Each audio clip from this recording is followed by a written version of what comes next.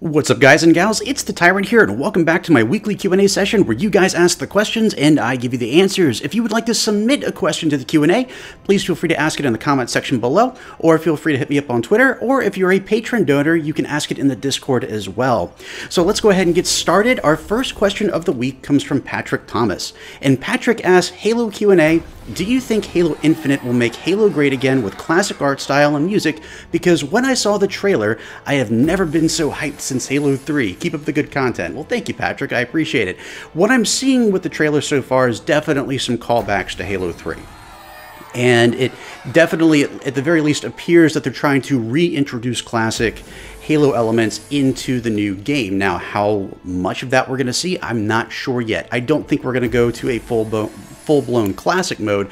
I think we're going to see some sort of hybridization between classic and modern. That way they don't push away the fans that have just recently hopped on board the Halo train. So I think that they're definitely going to have some callbacks to classic Halo elements. What those will be, we'll definitely have to wait and see, but I'm certainly looking forward to finding out. Our next question comes from Outrageous Origami. That is a crazy piece of paper. And Q&A, do you think we should choose to be a certain covenant or banished species for multiplayer? I think if you were to add elites, why not brutes or grunts?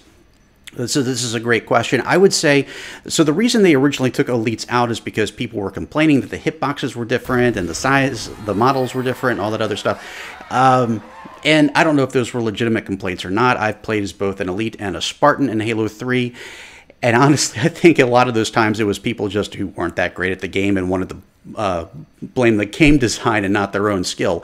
What I would say is that Bungie did make the right move, in my opinion, when they took elites out of mainstream multiplayer and made a separate game mode for them. Of course, in Halo Reach, that's Invasion. What I would think is that if you wanted to do something like add grunts and brutes and jackals and that sort of thing, you could do it if you added a game mode that was designed specifically around it. I could see sort of like a Hunter Juggernaut mode. That would be pretty cool. So if there was a game mode designed around it, then I'd say yes. But otherwise, the size differences are too insane, and I think it would definitely take the Halo out of Halo. Our next question comes from Paneet Kumar, and Paneet asks, Q&A, do you think Chief's new AI can be mendicant biased to defeat Cortana? No, I don't think so. I mean, people have theorized on it. I think I may have at some point as well.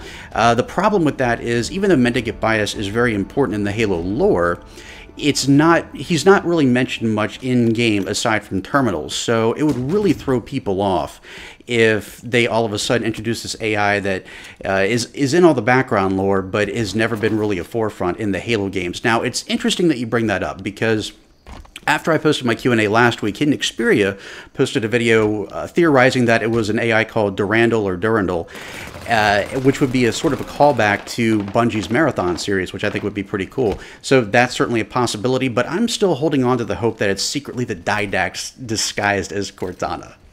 Our next question comes from K27R, and K2 asks, Q&A, do you think the title Halo Infinite should be changed? The reason I ask this is because I believe that the title is actually an obsession by 343 evolving around the Infinity, and that the game itself actually doesn't evolve around anything infinite. Well, I tell you, if you watched my Halo The Rise and Fall series, which you can actually find on the front page of this site, I mentioned in the final video, part 7, that I didn't think that the next major Halo title would actually have a number assigned to it, that it would be Halo, and then it would be a subtitle. I thought it would be called Halo Reclamation, which I still think it should have been called that. But Infinite is a very interesting title, and what I'm hoping is that you're wrong in this case, and that Halo Infinite will be the start on sort of a building process. Instead of simply just, throwing out sequels every couple of years, they can take a game and continue to build on it as time goes on. World of Warcraft I consider to be such a game, and I don't know how many of you guys play that, but it's a game that's been around for, what, 14 years, something like that? I don't play it as often as I used to, but what I love about it is it continues to expand on the world that it started with. You may not like the game the way it is now compared to the way it was the way it was then. They have made a lot of changes to it, but the core game is still the same, regardless of how you want to look at it. And I'd love to see Halo Infinite become something like that, where they start out with a base game and continue adding to it as the years go on, both in terms of campaign and in multiplayer. But I'd love to hear your thoughts in the comments below, what you would like to see from that concept in Halo Infinite. Our next question comes from Krenzenator, and Krenzenator asks, do you think Halo 6 will have AI Forge? Well, I certainly hope so. That sounds very cool. You know, we've seen something similar to that in Halo Custom Edition, so we know it can work, but I imagine that if they had AI in Forge, people could actually make some of their own really cool Warzone firefight maps or just standard firefight maps. Heck, you could even make your own campaign missions, which would be kind of cool. So you never know. It's certainly a cool possibility, and it might be something we see in the future. Our next question comes from Mark Sicolella, and Mark asks, Tyrant Q&A, with the current gaming climate, do you feel consoles should or shouldn't have crossplay, and why? Absolutely. If a game comes out on multiple consoles, I see no reason why it shouldn't have crossplay. I know there's recently been this hang-up about Sony not wanting to have crossplay with, I think, Minecraft, if I'm not mistaken. I'm not sure. It could be one of the other games out there, but with Microsoft, and I think that's a bit shallow. Obviously, I think that there should be cross-platform gameplay so that multiple people can enjoy the game together. There used to be this argument back in Halo 3 that if Halo 3 PC came out, then it shouldn't be cross-platform with Xbox because the mouse and keyboard is so overpowered compared to the controller, and I disagree with that. There's a lot of PC gamers out there that I know that choose a controller over a mouse and keyboard. So, and to be honest with you, someone who is really great with a controller on an Xbox would probably be able to beat me when it comes to a mouse and keyboard. So yes, I think that it's a great opportunity for gaming developers as well as console creators to be able to have this cross-platform system, and I think having a more open experience like that would allow people to be able to choose better what platform works best for them. Our next question comes from Nebulous Cheetah, and Nebulous Cheetah asks, Q&A, if 343 was able to create the perfect Halo game appealing to solely classic Halo fans, bringing back Marty, of course, would the game feel the same? This is an interesting question, so it really does depend on what you consider to be feel the same, because every Halo game, I'm going to take a chapter out of Luke the Notable's book for a second, every Halo game feels slightly different. You can argue that the first 3 games feel differently than anything that came after Halo 3, or that the Bungie games feel different from 343 games, but they all feel somewhat slightly different.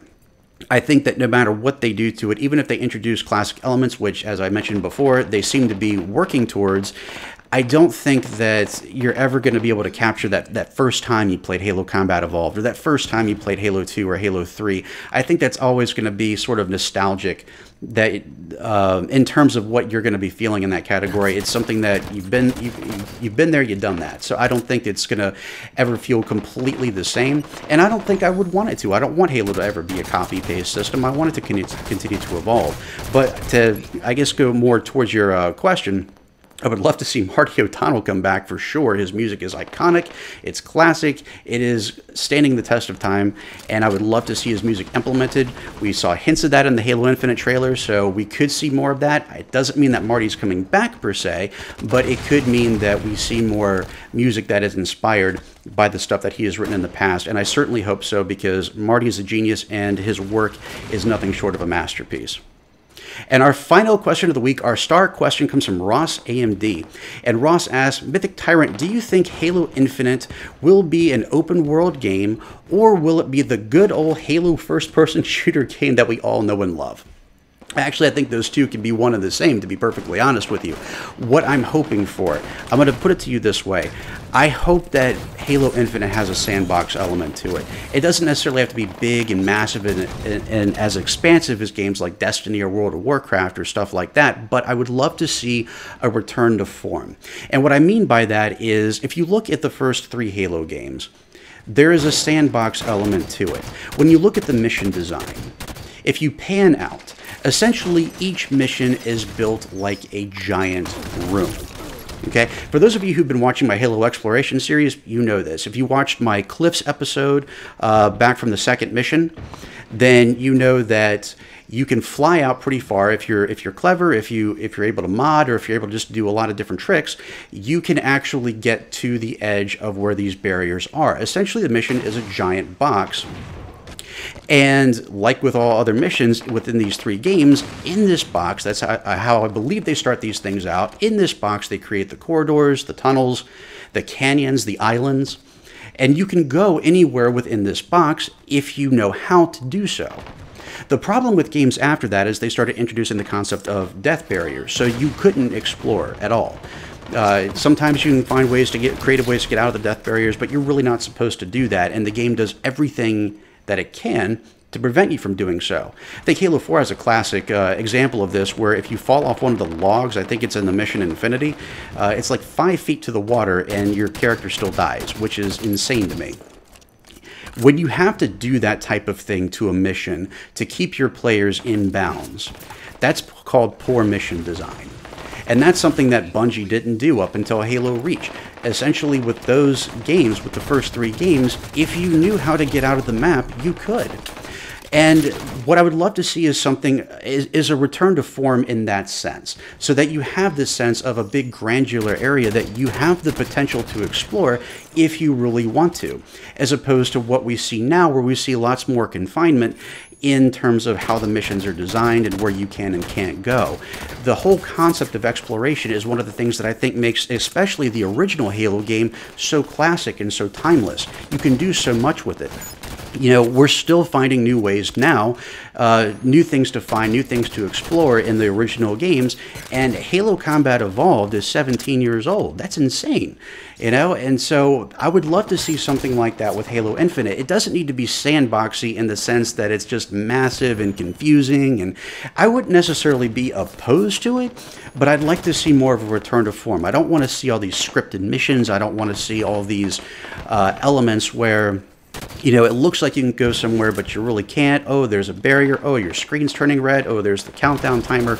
I'd like the ability to go where I want to be able to go. If I see a mountain I want to climb, if I have to know how to get there, I want to be able to get there. If there is a chasm that I want to explore, if I know how to be able to get down there in some creative jump or whatever, I want to be able to explore that chasm. I don't want to have to just fall and that's it, and all right, back to the next checkpoint, not supposed to go down there. I want to have the option to take full advantage of the missions around me. I want to take full advantage of those landscapes and just be able to enjoy and immerse myself in the beauty that the game has created. And I think that that's very important going forward, and I hope that's a step that they're planning to take in Halo Infinite.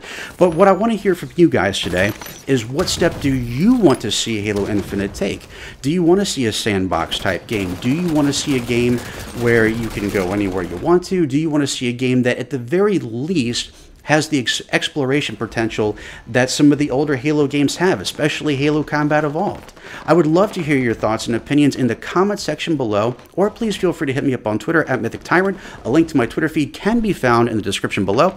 And I want to take a moment to thank each and every one of you for taking the time out of your busy day to sit down and watch this video. I hope you enjoyed it. And if you did, I hope you'll consider subscribing for more great content right here on MythicTyrant.com. Thank you guys and gals so much for watching. I'll catch you all right back here next time. And as always, I'm the Tyrant, signing off.